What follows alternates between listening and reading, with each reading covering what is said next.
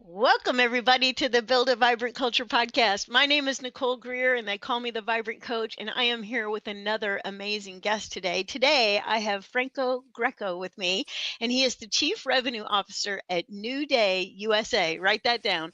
A national VA mortgage lender. After graduating from Salisbury University in 2012, Franco joined NewDay USA in 2013, quickly rising through the ranks from account executive to Chief Revenue Officer. With a focus on scaling operations, don't miss this, talent development, we're going to talk a lot about that today, and customer service, Franco has helped NewDay USA serve over 100,000 veteran families and help scale its workforce. So today we're going to talk about all the good work that you're doing. So tell us a little bit, first of all, about NewDay USA. Tell us about your company. Well, first, I want to say thank you for having me on. This was an absolute pleasure to speak with you today. New Day, we're a mortgage company, and we really try and be the absolute best in a small niche of helping a really underserved community, which is the veterans. We work under our chairman, Admiral Lynch, who was a 32-year Navy veteran and an admiral of the Eisenhower Battle Group. And Wow. we get the opportunity every day to come in and try to serve our veterans, to make sure that we're doing a good job to show the admiral that, puts his name out there for us, that we are the absolute best when it comes to customer service, working with people who are stressed out during major life transactions, and hopefully like to say that we are the go-to lender for all veterans when they look to buy a home. Oh, that's so fantastic. And before we started, you shared this little thing with me. You said not only that, Nicole, but we get people in their homes younger and faster. Will you tell us a little bit about that tidbit too? You guys are doing some amazing things. Absolutely. And that's really where our talent development and our employees come in a big way. Because we're a mortgage lender, we focus on teaching people from college graduates to become mortgage professionals. So the average age in America today of buying your first home is 40, Yeah. and the average age of a New Day employee to buy their first home is 26. And we really try and coach all of our employees not only on saving your money, but having really clear financial goals, and home Yes. ownership's a way of building wealth that's better than none. And I think that that's something that not only we coach, but we praise. We have a couple of different, fun interactions. When someone buys a home, we'll all have a big celebration for them. And we make sure everyone feels really excited to go out there and make that big choice. Yeah, talk about employee benefit, right? Is getting you in a home when you're 26 years old. Yeah. And you've got to get that house paid off. If you have the average 25-year mortgage, I mean, you don't want to be doing that when you're 65. You want to get it done early so you can start socking away the money so you can go on some trips, right? Exactly. Exactly. Couldn't have said it better. That's right. That's right. Okay. Well, so many of our industries out there, a lot of the HR folks and a lot of the leaders that are listening to this podcast, they're like, it is so hard. Hard is a four-letter word. Hard to find great people. Everybody is kind of got this rumbling going on that it is so hard to find talent and there's a shortage out there. Well, you guys are overcoming that. I know that you've got some really cool strategies that you're doing. Tell me more about the talent shortage within the mortgage industry and what you guys are doing. Yeah, there's a really interesting scenario in the mortgage industry is that in 2008, when the financial crisis happened, the word mortgage kind of became like a taboo word of people not necessarily wanting to work at a mortgage company, and a lot of people left the industry. And one of the things that happened with all major companies is they stopped hiring and they stopped training. And I think our CEO and our admiral, they did a really deep dive into where we were as a business and said, hey, listen, I actually think that we can be the company that leads kind of the charge to get back into training and teaching a new generation on how to be a mortgage banker. So in 2012, we actually started our New Day University and started training. And because we look to hire people right out of college with, really good ability to learn because they just left a university, Right. we'll do a really unique way of being able to hire, close to 100 LOs sometimes in a year, whereas some companies will have to fight with tooth and nail between other lenders to try and steal some experienced talent. Whereas for us, we have a really big focus on hiring brand new recent college grads who are hungry, who are excited to learn, and we try to teach them the right way. And I think that's kind of our special sauce. And I'm confident in saying in 2012 when we started this method and hiring, I was a beneficiary of that. I started right out of college in 2012. We were one of the youngest and most vibrant companies around. around. The average Don't age of miss most that. yeah, most mortgage bankers are 65. I know I look very old and mature, but at a young age of 35, I feel like I'm one of the older people here. And what's allowed me to do is the energy we have in our business, I think, is unique, and a lot of it's due to the people that we hire. So how we beat our talent shortage is going younger, finding people who are hungry, and teaching them the business. Oh my gosh, that's so good. And that's my favorite thing is teaching people. Yeah. So that's so good. All right. So you guys have a different strategy, a different way of doing things. And here's the thing that I would like to kind of poke on for a moment is don't miss how Franco joined in 2012. Did I get that right? And then Yeah. boom, now he's the chief revenue officer. And one of the things I hear everywhere I go, Franco, I hear people going, this current generation is a problem. But Yeah. what I just heard you say is that there are young, hungry people out there that are looking for a job in a great company who will invest in them. That's what I just heard you say. So there are good young people out there, yes? Absolutely. I think and I hear that all the time too. And Oh god, I and hate it. yeah, and one of the things I think that why and how we kind of solve that issue is during our recruiting process. I think transparency is key. We almost sell for people to not work here so that they know every different challenging part of the job rather than necessarily selling all the benefits. I think part of the recruiting process, we tell them all the great things, but it's almost like we try to make it seem like it's the worst possible thing ever. And if they still say they want to do it, they kind of know what to expect. So we tell them, hey, you're going to work hard. You're going to be in office. You're That's going to right. wear a suit. You're going to wear a suit and tie. You know what I What? mean? You can't sit at home. And even in the Florida sun, it could be 90 degrees outside. We're going to be in suit and ties. And I think that's some of the small things in our culture that separates us from a lot of other companies. Some people are like a more relaxed way, and I don't think it's wrong. That's their business, but I think that it brings a level of professionalism, and especially when we hire right out of college, we kind of teach them that. I always joke that we're not only training the mortgage business, but we're training general life skills because most of the people we 100%. we hire, they haven't necessarily had a car payment, they haven't looked to buy a home, they haven't maybe even paid rent. What I mean? They haven't had many major bills, and I think that we teach them that how to be professional, how to understand credit, and how to be successful in life. Yeah, it's kind of like, I can hear parents listening to this going, I need to get my kid a job with Franco so that he can set him on the right path because, we try to teach them all these things as parents, but wouldn't it be amazing if your organization was helping your kid get ahead, right? That just graduated from college. That's so fantastic. Okay, so you guys, one of the things you wrote when we talked about you coming on the show, is you said our approach has always been to develop talent rather than to chase it. Yeah. Mhm. So one of the things I've always said to myself, kind of like uninformed, almost intuitively, is I'd rather hire a great guy or gal and teach them how to do it our way than unlearn bad habits they got somewhere else, right? So, talk to me a little bit about how you develop your talent. You mentioned you have a university. So, Yeah. I'm super curious about how's that set up and how you do it. So here at New Day, like I said, we hire most of our college graduates that we look to hire. We actually don't hire for mortgage skill. We hire for grit. We hire for somebody who is, willing to work. Maybe doesn't have a silver spoon, and had a good GPA at a good university.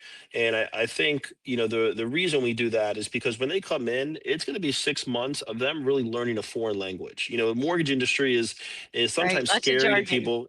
Lots of jargon. I mean, there's so many LTVs, DTIs that you could almost be intimidated by hearing all that. So, I think that we try and in the interview process, try and vet them as much as we can. During the training process, we try to overload them and make it as tough as possible for them to learn what it takes to be successful. And then, by the time they're in the seat, they're originating or they're underwriting loans, they have so much experience handling some of the issues that they're going to face. So, why we do it and the way we do it, it really comes down to just wanting to serve the veteran community and do it in the most efficient manner. And the VA space is kind of different than most other conventional loans, so there's a lot of little nuances, and I Oh, think yeah. that's what makes us special is that we really teach all of those nuances and we focus on just that. Yeah. And don't miss how Franco always circles back around to we are serving the veterans. And so I'm hearing like we have a mission and we talk about the mission and people understand who we're serving. And I think when you understand who you serve and what customers experience and what the impact on their life is, like when a veteran gets his loan and he moves his little family in that house or her little family in that house, that's a big deal to Yeah, help somebody do that. no, it really is. It's so Yeah, crazy because when I started, not that I didn't love the military, it wasn't a part of my life or anything I really thought of or talked about. right, But right. working here, you really start to understand the trials and tribulations that they go through. I mean, I can still tell you the first 10 customers that I was able to help just because it was so impactful in their life and how I was able to help them, the feeling I made. So, I think that's, one of the things we always talk about here is, our purpose, and it's mission driven versus necessarily profit driven. And I Yeah. think because of that, people who are young really can buy into that. And I know that, what the income people make isn't always their number one choice right out of college, but I think they can work for a purpose. And I think they see that when they come to New Day. Yeah, absolutely. Okay. And so I love the three things that you're looking for in the interview process. You told me ahead of time, you said, we are looking for people with, and you just a minute ago said grit, AKA drive, right? And integrity and a desire to serve. So, in my mind, one of the things I teach when I teach people about building a vibrant culture is like we want to develop people of character, positive character, because they'll figure out how to do the work. They'll push Absolutely. through. Yeah, what do you think about that?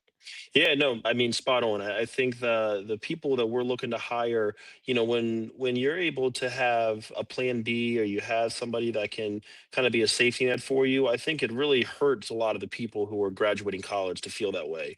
And what we really try and look for when someone that's coming in, and what we train for, how we try to build them up, is somebody who, hey, maybe has a chip on their shoulder, had a tough time to get into college, had to work during college, had to play a sport during college, had to do something other than just go to school. Didn't get a chance on the summers to just relax, but they had to work.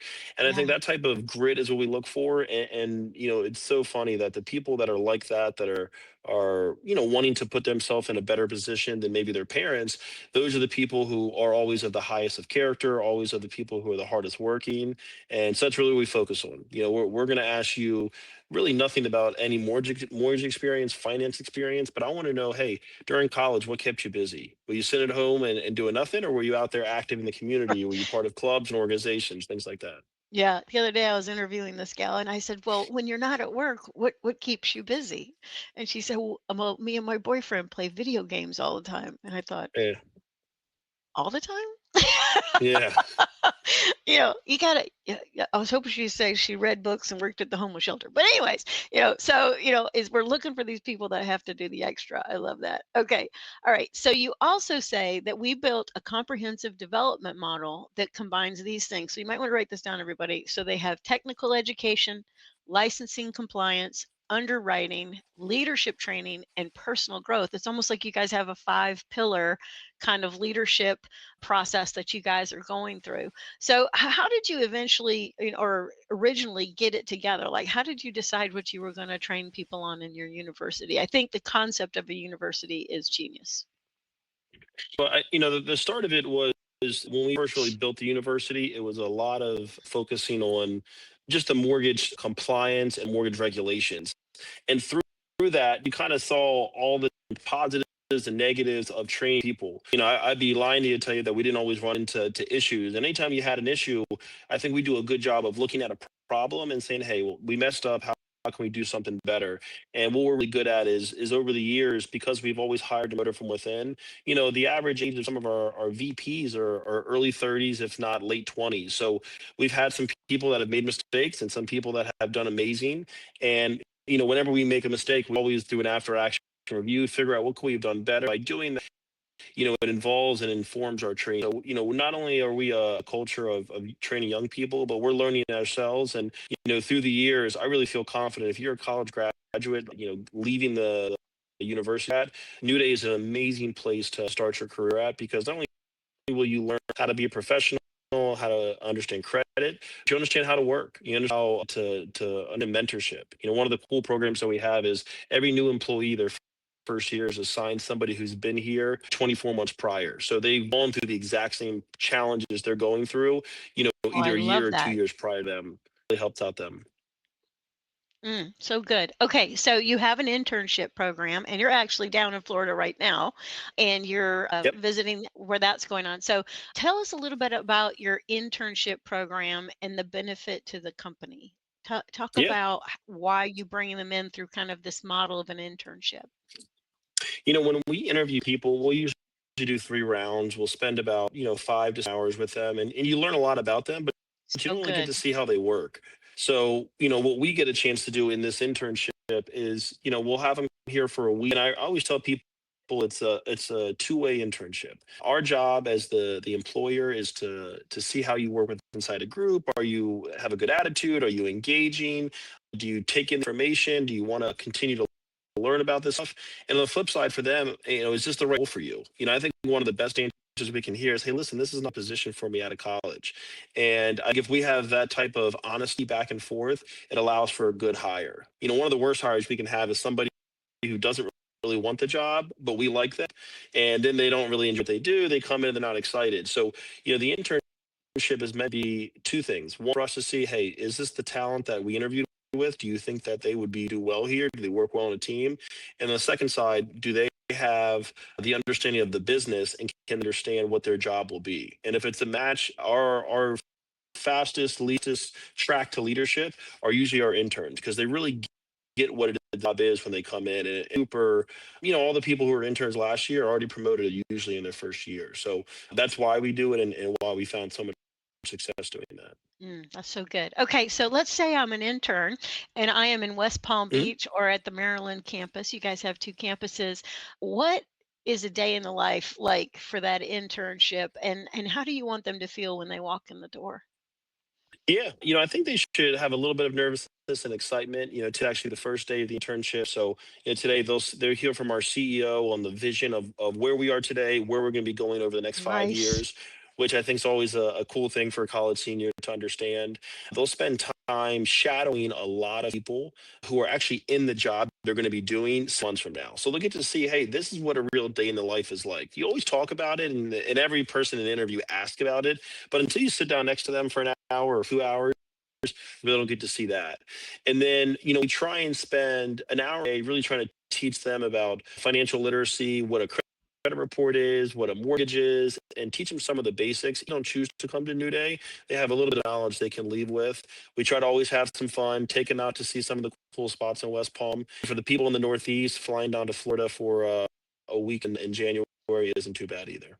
That's right. That's right. And I just remember when I was first in my first career, like I worked in the apartment business, Franco, and Hmm. they had me managing a property here in North Carolina, and I got this fax. Don't miss that. I got a Yeah. fax, and the fax came through, and it said, "Hey, Nicole, top secret, but we're going to take over this portfolio of properties down in Miami. And we want you to go down there and for 2 weeks and do due diligence and walk the units and meet the people and onboard everybody." And like to a young person, like I hadn't ever been many places. And so it was like, Yeah. this is so exciting. Right. And so when I got there, I worked my butt off. And I bet these Yeah. folks do too. Yeah.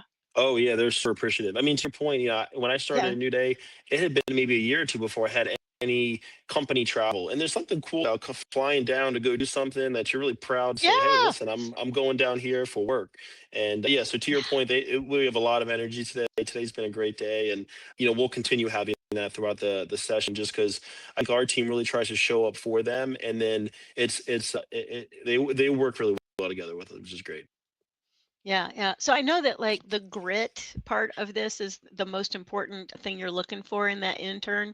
And so when you're deciding, who to bring on full time, I know that that grit, that resilience is really important. How do you notice that in these folks that are doing the internship? What are the things you're looking for? What behaviors show up? Yeah, great question.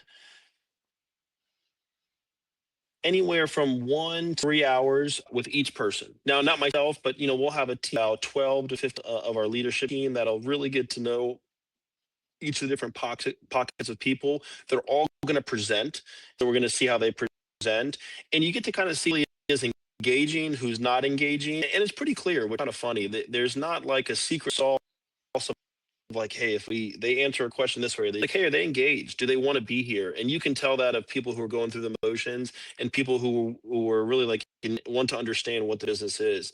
So it actually isn't that when they're on site. When it's in an interview and you're virtual or they're only in for 2 or 3 hours, that's where it's actually more challenging. So I actually think the internship, is more of a longer interview process that we just really get to know who the people are and see if it match. And it's pretty obvious, I think, once we get down to it. Yeah, yeah. So, one of the things that you mentioned when we were going back and forth before the podcast is you said, I think humility is super important in a new hire. Talk a little bit about why you think humility is something we should be looking for when we're interviewing, we're experiencing these new candidates. Yeah, we hire and we have such a growth trajectory over the next 3 to 5 years. A lot of the Yeah, people we're hiring today are going to be people that are leaders 12, 24, 36 months down the road. And a selfish leader is without a doubt one of the most detrimental to an organization. So somebody who's 100%. humble themselves and work alongside their team not only provides a great people want to be a part of, but also on the same side, people want to work for them. And I think that when we hire people, we don't hire them to stay in the entry level role forever. We look to hire people that in their career have a level of ambition that the role they're in today is not the role they're going to be in the next 2 to 3 years. So that's why being humble and humility is so important. And the second reason is that for us to be good at our job, we have to humble ourselves and set ourselves up as, hey, we're calling on behalf of Admiral Lynch, and there's a certain level of deference and respect that we want each of our account executives and credit analysts to have when they're on the phones. Yeah, that's so good. That's so good. And then the other trait that just really resonated with me is you said, I'm looking for this thing called willingness. And like when you guys sent that to me ahead of time, I about lost my mind because I talk about willingness all the time.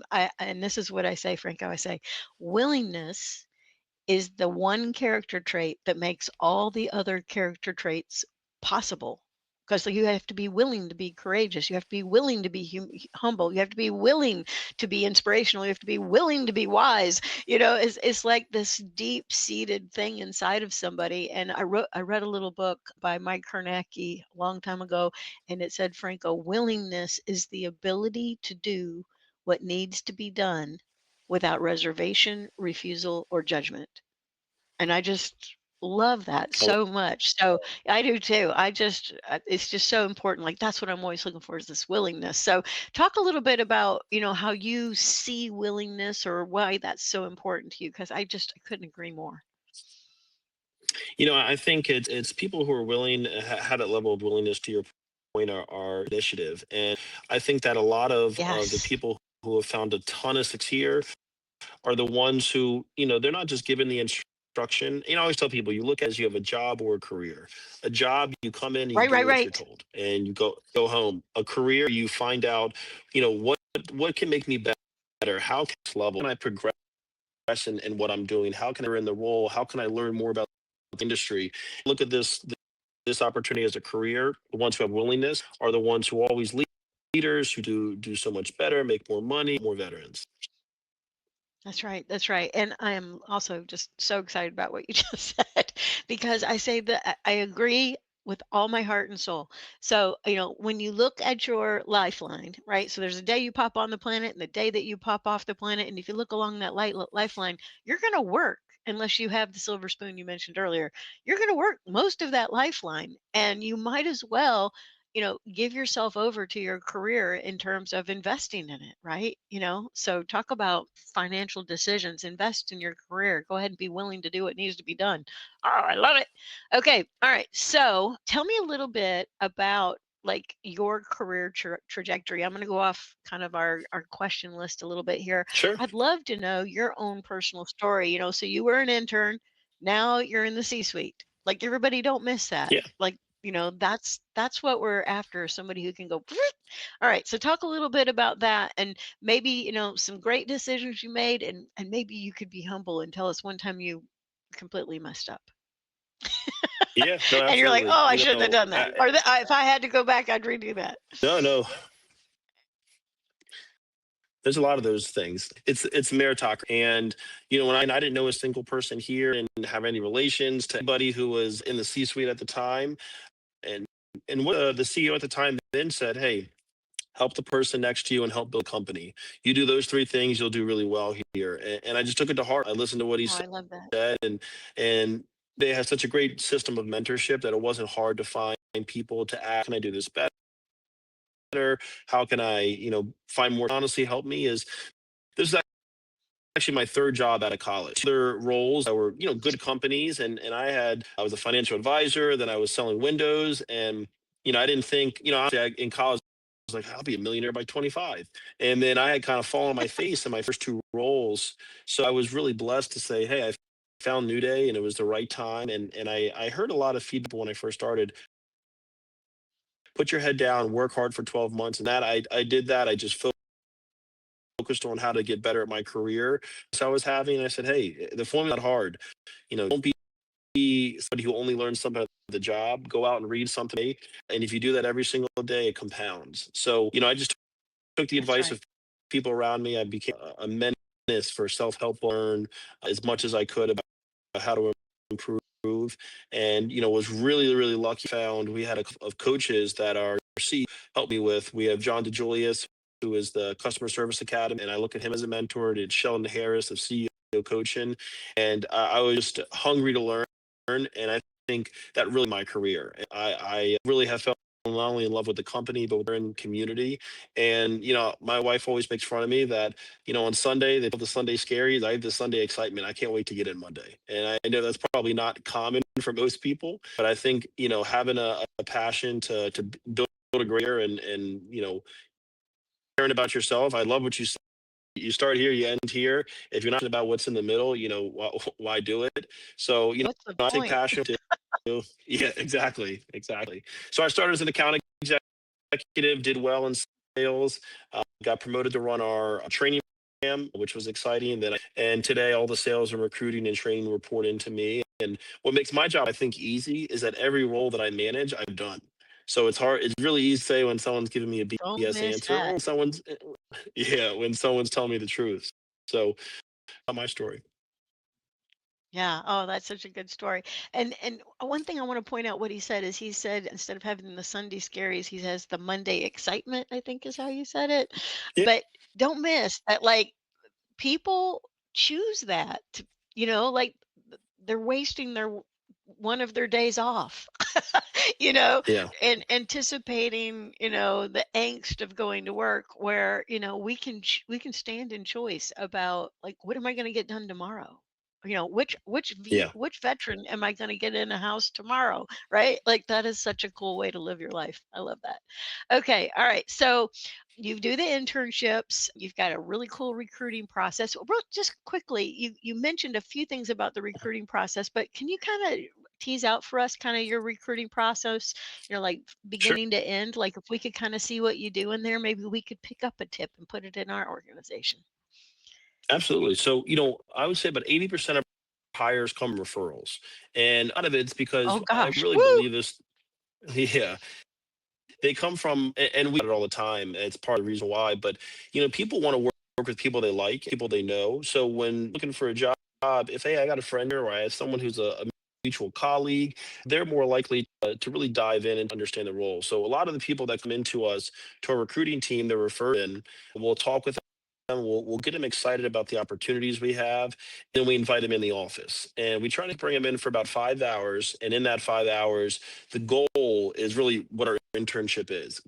We want them to understand the good, bad about the role, sit next to somebody who's doing the job, learn from all the good and the positive, have kind of an informal conversation about what the role is, and then from there we'll have a final interview, and from there we'll have a hiring committee to look to hire them. And I think there's a couple of really important key stages. Is if they don't shadow for at least 2 to 3 hours, I actually think that was in the process. And sometimes people think, man, I'm sitting here for so long.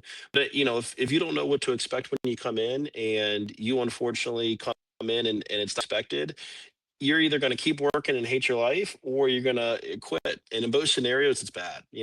I think you had said it earlier. It's like, I don't want to go there or get not excited. It's a choice every single day to be excited That's about what right. you We do, stand in and come choice. in and you exactly. If you hate it, don't do it. We spend a lot of time doing that.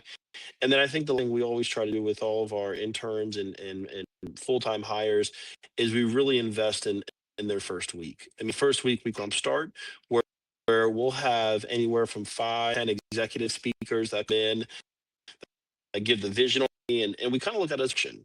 And the reason why is that is really the first impression you have of the business. And if you're a recruiter, I always tell people, people remember the recruiters more than they remember our recruiters. I take a lot of pride that they give not only a great representation of the company, but they have just a ton of passion for what they do.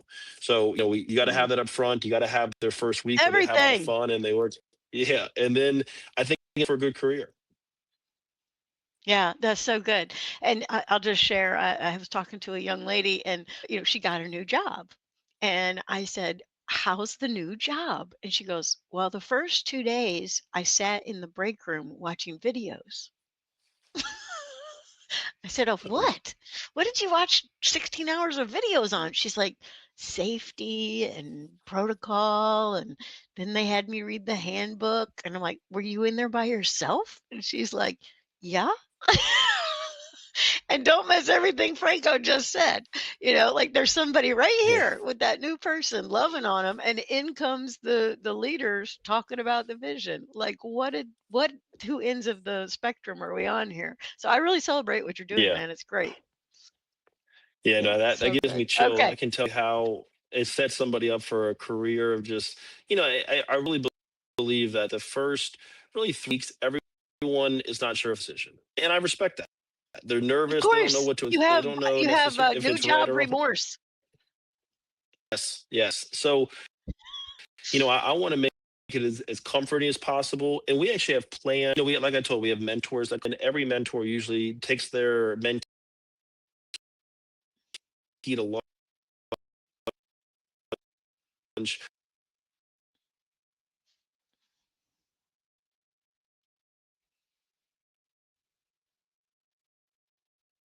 once a week for the first 3 weeks, just because everyone feels, so we want to try and make it as comfortable as possible. Yeah, that's so good. That's so good. Okay, and so we do this intern program, we do this recruiting, we do this intern program, and so this starts to shape careers. And we've talked a little bit about that already. But, I think sometimes people that are in leadership, they're thinking, I don't have a position up here available. Why would I talk to somebody down here about a future when I don't have the position available, or I don't know that it will come available? But if you're going to scale a business, you got to scale the people. And so that's just how that works, right? And so tell us a story maybe about somebody else in the organization other than yourself where they came in, they were an intern, and it shaped their career and they're doing fantastic. Tell us another little fun story about a human that's been impacted by New Day. Yeah, no, absolutely. And they're the guy who is in charge of our sales division down here in our Florida office, Trevor Magnuski, one of our VPs, and he is somebody who was an intern in 2017. Started with a full time in the summer, or excuse me, the June July class we had then, and he has been somebody who has really just taken a hold of being a lifelong learner, and really proud to have worked with him and mentored him through the time. And Trevor is, was a college basketball player, so he was used to, having long days, working hard, and the job here was essentially easy for him. But he came in and Right. he understood what the role was, got excited about what the role was, and really excelled in the position. So Trevor is a good example of somebody who, from internship to account executive to captain to AVP to VP, has taken each job and looked at it as, hey, I got to get drafted to the next role. It's not over. It actually just now starts. My whole training now restarts and re-begins. And I think Mm. that level of discipline he has is really unique and what makes him great. Yeah, and don't miss that. Lifelong learner and the discipline and I got a new role. I got to learn it. I'm not entitled to it. Oh, I love everything you're saying. Okay. All And let me right. give you So one Nicole, about him. please. And yeah, Yeah. yeah. So, and me and him share this. We have this theory. Me and him were both Division III college basketball players. And if you're Okay. not familiar with the college athletics, Division III is the lowest level. You don't get any scholarship money. You do it for the love of the game, and you still have 6 a.m. practice. You still have the bus ride. You still have all the terrible things. So That's when right. when we look to hire, we always look for some of these Division III athletes. And part of the reason why is that they are choosing to raise their hand to do something, not only for passion, but necessarily it's something that's tough that they don't get any necessary benefit from. And, I think that's part of the success here is that, when challenges face people here today, the ones who are really, really good, they just brush it off. Hey, what can we do to get better? Hey, what do we make the mistake on? How can we get better from that? And I don't think everyone makes mistakes all the time, but there's always challenges when closing a loan and helping people and working inside of HR. There's always issues that pop up, Of and course. if every issue becomes a level 5 fire alarm, it's tough to work in a place like that. And I think NewDay is really, really good at training that, and partly is because of who we hire and my theory of Yeah. Division III athletes. Yeah, oh, I love what you're saying. Yeah. And, all the time, when I'm talking to people about their recruiting process, how they go about hiring people, how to make a good choice in a candidate, oftentimes they'll say, well, humans have six energies. People talk about, oh, I have my energy's high, my energy's low, this and thing. I'm like, well, which energy are you talking about? And so there's six, and the one is intellectual. And so you said lifelong learner, right? So intellectual energy Hmm. is high. They love to learn. Then there's emotional energy, which is I care about other people. I have emotional intelligence. I'm trying to socially fit in here. And I love how you're having this mentor right there with them the whole time, feeding that energy, seeing if they've got the energy to give it back.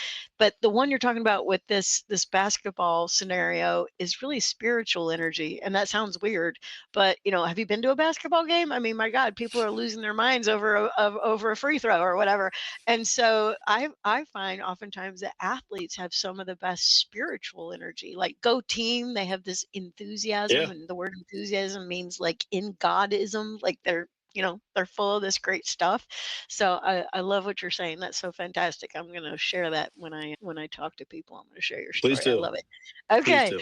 All right. So we talked about the generations, and I talked about the fact that people complain about this next generation, but as the Gen Z folks are in the workforce, how do you see your program evolving over the next 5 years, right? So you've had a huge success, and don't miss Franco himself was in there doing the training, doing the recruiting. Now he's the chief revenue officer, but we've got to keep moving things forward. What changes do you see that you guys might do in the next 5 years? What kind of be a futurist for us? Yeah, for sure. I think a lot of what I've noticed with Gen Z and how we train and compensate and focus on, developing people is the newer generation is much more of immediate gratification. And not that that's bad. I think that they want to see the work doing, get something reward right away. So we've actually adjusted a lot of our compensation structures to give more immediate gratification. And I think going into the future, I think that'll be a continuing trend. And people try to sometimes say it's bad. I try to say, hey, it's the trend. What can we do to use it to our advantage and to work with it? And I think that, the way that we structure, we compensate people while training to do the job, probably more than we ever have. And a lot of it's around that, hey, they want to know that they're successful, and they want to know there's a prize at the end of that. So, going to the next 5 years, not really New Day specific, but just for the industry and for hiring Gen Zs, I think that immediate gratification is going to be something that is to mind for them. And they're going to make, unfortunately, career decisions based on how immediate some of their gratification is. So the Hmm. more immediate from their hiring that we can make, and it's all got to make sense inside of the business. But I think that's a trend that I've noticed really in the past 12 months prior than the last 2 years. So going to the next five, my guess is that we're still going to have a situation where the world may not be hiring recent college grads. So New Day is going to get an opportunity to hire some of the best talent, which is good and bad. I think that to the workforce during a time that wasn't always the best to hire college grad, and it was tough for some people. So I can empathize with that. But I think what New Day realizes that because of that, we're gonna be one of the premier places for somebody to land right out of college. That's So right. yeah. I mean that's what my next 5 year outlook kind of looks like, and how I think we can be the best company for a senior graduating college. Yeah, yeah. And here's the thing is, this Gen Z knows how to use this thing called social media. They know how to get on the Oh yeah. Glassdoor. They know how to do they know how to leave a Google review. They know how to do all this stuff. And so if you can meet them where they are, you could really have an upper hand on having top talent, getting those Eagles straight out of college. That's so good.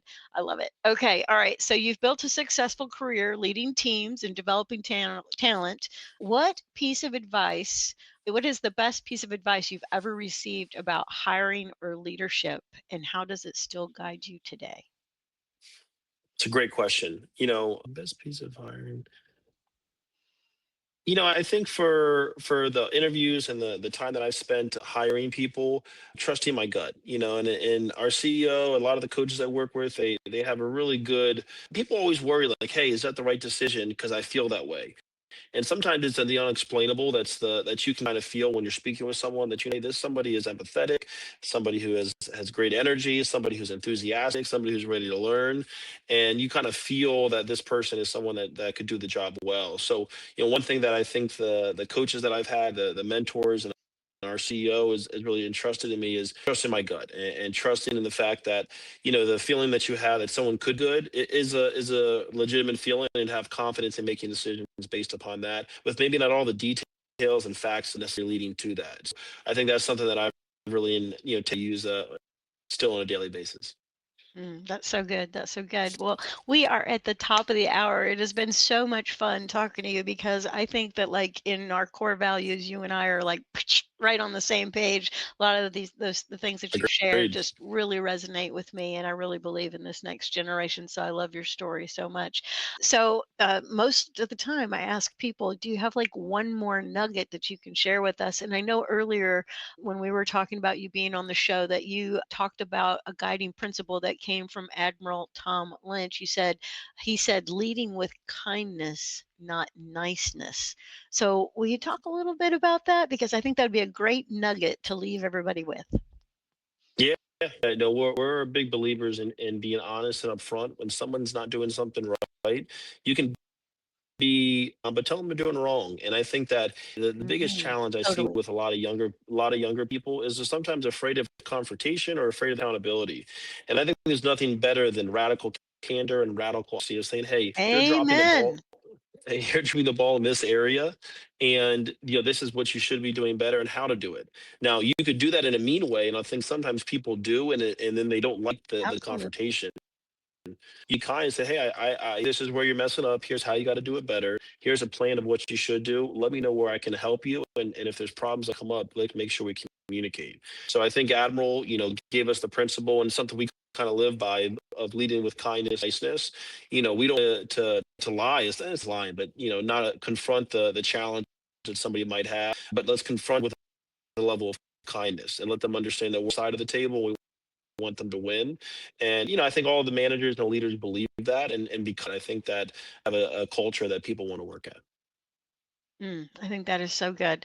And there's a book out there by Kim Scott called Radical Candor. I teach it all the No, of time to course. different groups. Yeah. And so I just believe in that so much, is that, and here's the thing. Since he's mentioned over and over again that he's got these young folks coming in, he's teaching them life skills, work ethic. We don't know what we don't know. And so somebody's got to tell us, hey, don't do that. That's not good. And so we need somebody to help us, to guide us, to mentor us, to take us to the next level. So I just celebrate what you're doing. I have just resonated with everything that Franco has said. And so here's what I want you to do. If you want to know more about Franco, what you can do is you can go over to LinkedIn, and his LinkedIn is /F Greco 20, FGRECO 20. And if you want to know more about his organization, you can go to NewDayUSA.com and find out more there. It's been another amazing episode of the Build a Vibrant Culture podcast, and I'm so grateful for Franco's time and energy.